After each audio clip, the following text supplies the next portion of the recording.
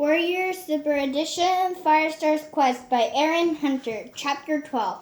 No, Firestar yelled. Sandstorm, where are you? There was no reply. Firestar ran up and down the bank, yelling his mate's name over and over. He couldn't see any sign of her, no trace of ginger fir among the dirt thrown up from the far bank. He raced downriver, scrambling over rocks slick with water. Desperately, he scanned the banks and the struggling water, convinced that every scrap of tossing derbies might be beloved mate. He had to stop at last, sides heaving, his paws scrubbed with bleeding. Standing on the boulder, he stared down in the black gurgling water 2 lengths below. It Sandstorm had said, he will never, ever forgive herself. You stupid, excuse for a cat. Firestar facing the cloud had clearly been a warning, but he had ignored it. It had been so wrapped up in the quest for a skyclone that had forgotten what he owed to Sandstorm. Whatever had happened to her, if she drowned or lying injured somewhere, it was his fault. It let out a whimper of grief. How could he let the Sandstorm believe he would rather been with Spotted Leaf? It was Sandstorm he loved, and he would do anything to live the time over again and send her across the treetop first. Rain still fell, but gently now, hissing into the river, and the thunder had rolled away into the distance. The gloom of the day was falling to twilight. Firestar wanted to go on, but he knew it stood properly in the dark. It would easily miss Sandstorm if he was lying unconscious. Every paw painful, he was trapped underneath the jutting boulder and curled up. Exhaustion surged over him like the black water in the river, dragging him into a cold, dreamless lake. Pale light reflected from the surface of the water and woke Firestar. He crawled into the open, shivering in the wind. Clouds raced above his head, tearing away to show blue sky behind him, and the sun was already climbing down the sun high. The storm was over. His pelt was almost dry, the fur sticking through his palm.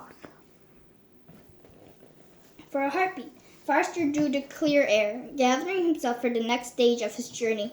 Then memory struck him like the blow of Badger's paw. Sandstorm was gone. All that mattered was to find his mate. He couldn't go on without her. He had to retrace his footsteps downstream. Firestar stood on the edge of the river and looked across at the other bank, measuring the distance. His instinct told him to plug in and swim, but he held back. The river was still full, and too fast-flowing even for a river clan cat to cross safely. With a sigh, he began to pad along the bank. Soon more boulders reached up from him, too steep for Firestar to climb. He was far away from the edge of the river. Climbing a steep bank, he picked his way on the long grass at the edge of the field. The stems were written down by raindrops, soaking his pelt afresh as he burst through them. With every paw step, he peered down at the river through the thin line of trees, scanning for any sign of a familiar ginger pelt. The clouds began to clear away, and the sun shone more strongly, soaking into Firestar's drenched fur. The scent had spread different from him to the field, but he ignored it. As he limped toward the spot, another tree fallen swiftly across the river. The several tailings separated its upper branches from the far bank, and Firestar didn't dare risk using it to cross. He picked up with pace as he spotted a narrow wooden two-leg bridge, only it held in precision if he realized the middle section was broken away, leaving a gap too wide to leap. The sun was already going down when he came on to another bridge. His paw itched to cross, but two-leg blocked his path, 2 others and a kid. A dog padded beside them. Firestar's neck fur bristled as he crouched down in the grass, but Dennis noted the dog was old and plump, and teeth in the two-leg kid some for a tendril. That meant it was too much to risk, as long as fast enough. Taking a deep breath, Firestar sneaked up the bank and crossed the bridge, journeying between his legs of the two legs. He heard the back of surprise from the dog. One of the two legs called out, but Firestar didn't look back. It skidded up the third end of the bridge and plunged into shelter of the bushes, his heart thudding. When he dared to peer out, he saw the two legs staring after him, an old dog staring on the tendril, but after a moment they carried on, turning downstream on the fur bank. Firestar let out a sigh of relief. Once they were out of the sight, he emerged and set out down the path. The ground beneath his paws was covered in sticky mud. with debris scattered over it. The enormous wave must have washed around the bushes. Sandstorm couldn't possibly have escaped it.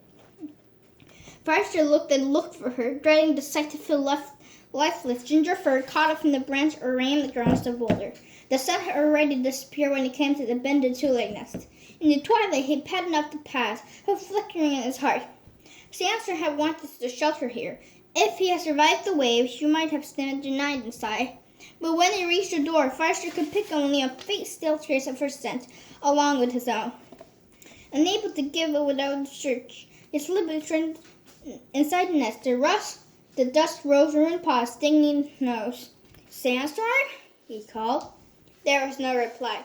Staggering with exhaustion, Firestar dragged himself on a knee slope and entered the dense above. But there, too, only scent of Sandstorm was stale. Grief and fear overwhelmed him. He curled on the pale wooden floor and closed his eyes, but sleep was hard to come by. When unconscious overwhelmed him at last, the sleep was disturbed by the broken memories of his child's two legs and never felt to become a warrior, or known the joy of leading his clan. When choked, shivering the grey light of dawn, as he padded down the slope again, he heard larger than a movement coming into the kitchen. Without pausing to scent, he rushed through the opening. "Sandstorm?" He was halted in the tracks by a fierce snarling. A fox raised its red, snarling muzzle from the midst of pigeon, its white teeth bare among the blood and feather. Firestar backed away slowly until he reached the outer door. Then he turned and fled, racing down the path with his belly fruit brushing to the ground, and the tail standing beside him. It was braced to feel the hot breath of the fox in his neck, and the teeth meeting his scruff that he reached the riverbank safely. Panting, he looked back. The fox hadn't persuaded him. Firestar trotted along the bank until he reached the other two-legged nest where the monster had almost caught him. Rounding a bend in the river, he halted in surprise. Where the two-legs and their kids had a vast dress of water, felt of silver gray, spilling out from the river and pooling around the nest. A few two-legged things bobbed lonely in the middle of it. Close to the nest, two or three two-legs were standing, staring the way and wailing. Keeping an eye on the two-legs in case they spotted him, Firestar skirted the edge of the water, hoping to cross the thunder pass behind the nest. As he and Sandstorm had done before, the flood had stretched much farther than he had thought. The thunder pass itself was underwater. Firestar had to pick his way through the marshy woodland, slipping into the muddy hollows and stabbing in fire and bumbles. At last he reached the little thunder path again. Out of the habit, he crouched beside it, glancing curiosity up and down, but there was no monstrous stay.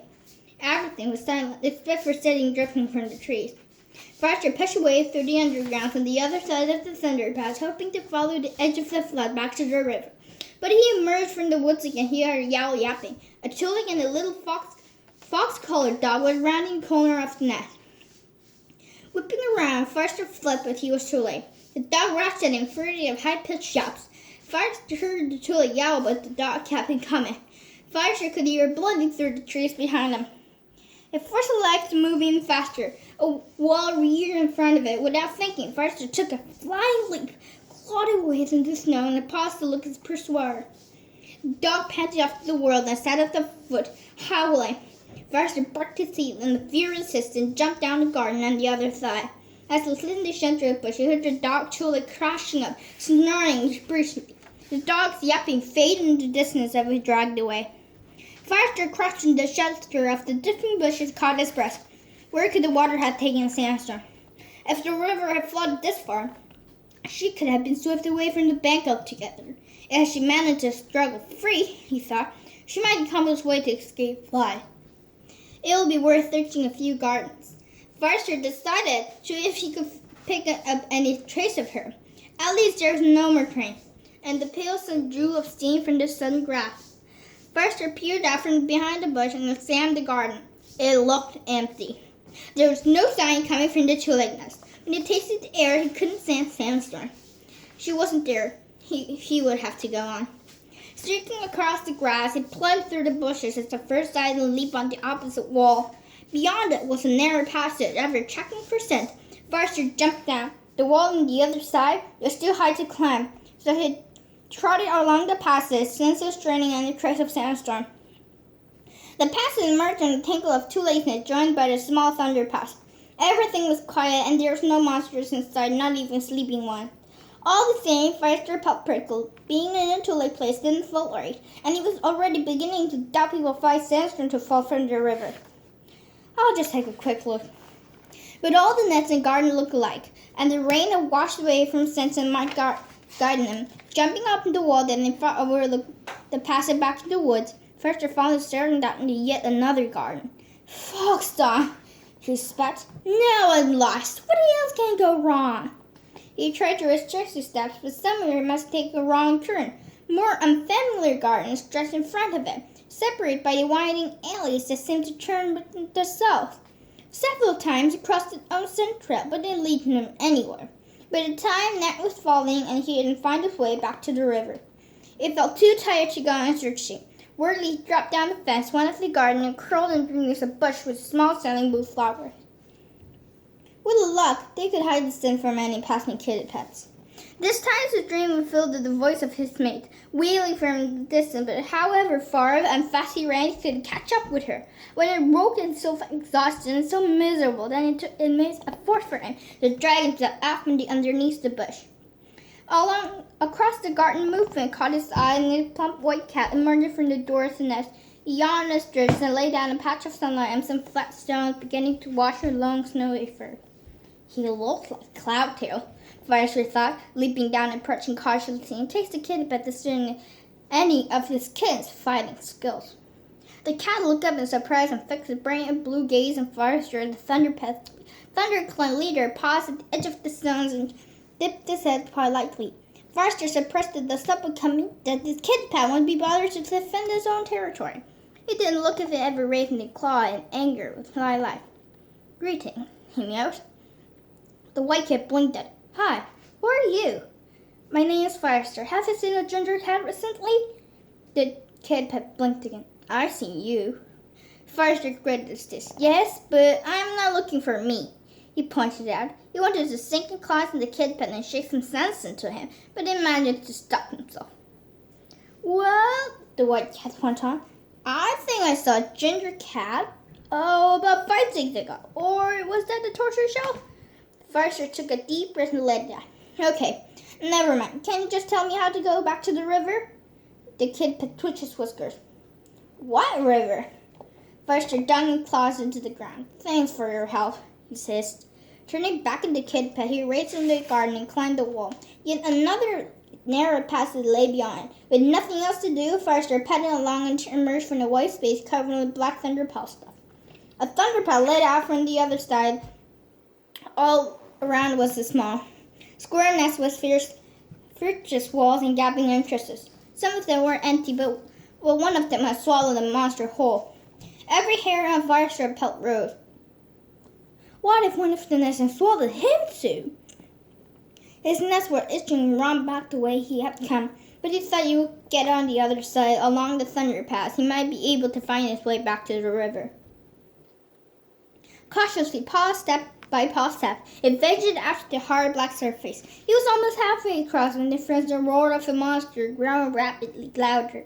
He heard creatures swept through the opening, sunlight glinting in shiny pelt and brown down on Firestar. Fear slammed into Firestar's throat. He dodged on his side. The monster followed him. It's hunting me! Its throaty snarl seemed to be all around him. Letting out a tearful caterwaul, Firestar clawed his way near one of the nests, across the roof. They crushed on the other side too, panic-stricken to look where it was going. Its paw sank in a deep pile of tule trash. His reef billowed around him, choking. Firestar scrambled fiercely to drag himself out of the mess, shaking pieces of the stinking stuff from his fur and collapsed on his side, his head spinning. There was a real taste in his mouth, and he felt every muscle in his body were aching. Despair crashed over him. He had failed Sandstorm and SkyClan. He had failed his own clan by abandoning them. Every decision he had made being wrong, and he was too exhausted to do any more. His belly was curdling with hunger, but Firestar was too miserable even to try scenting prey. A few tailings away, he could see a pile of tule stuff covered by stiff, shiny pulp. As muscles shrinking with trust, he crawled over to it and selected the shelter and the pulp. With a tiny sigh, he closed his eyes and let darkness take him. A stream where God cried. Over and over again, he saw an enormous wave bearing down on him, and heard Sandstorm yelling to God for him, for help he couldn't give. The two-legged dog chased the drift his extremities and shook him until he thought it would rip his pelt off.